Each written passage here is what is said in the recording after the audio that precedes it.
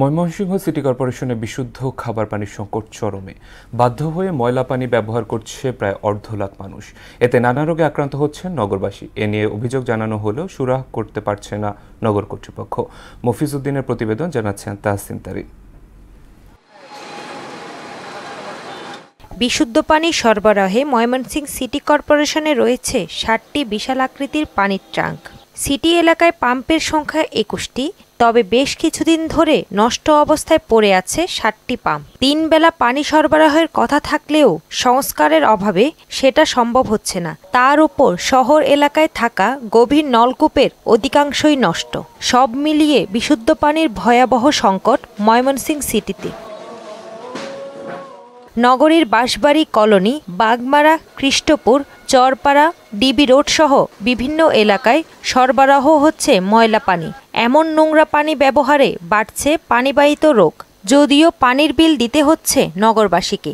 এই বিষয়ে বারবার অভিযোগ জানিয়েও কোনো প্রকার প্রতিকার পাচ্ছেন না ভুক্তভোগীরা। কোনো কিছু ব্যবহারের জন্য, কাপড় ধোয়ার জন্য অথবা আমরা ওয়াশরুমে ব্যবহারের জন্য এইগুলোও করতে পারি না, এবং সবারই এটার জন্য মানে ময়লার জন্য সবারই অনেক রোগবালাই হইতেছে। পানি তো আসেই না, আর যা আসে সব অনুপযোগী। পোকা পরে যে ছোট ছোট জিরের মতো এগুলো আসে, এগুলো খাওয়া যায় না, পানি ভালো না। বিল দিয়ে যাচ্ছি আজ 5-6 বছর ধরে এটা কোনো ঠিক করার কোনো পদক্ষেপ তারা নেয় না। সুপেয় পানি সরবরাহ ব্যবস্থা নিশ্চিতে সিটি কর্পোরেশনকে উদ্যোগ নেওয়ার আহ্বান জানান নাগরিক নেতারা। সিটি কর্পোরেশনের এই যে স্বাভাবিক কার্যক্রম, এই স্বাভাবিক কার্যক্রমটি নিঃসন্দেহে আবার এটি চালু করা উচিত, এবং নগরবাসীকে তাদের যে দেওয়া প্রতিশ্রুতি নগর সেবার মধ্যে পানির সেবাটাও পৌঁছে দেওয়া উচিত তাদের কাছে। এই নিয়ে ক্যামেরার সামনে কথা বলতে রাজি হননি ময়মনসিংহ সিটি কর্পোরেশনের সচিব সুমনা আল মজিদ।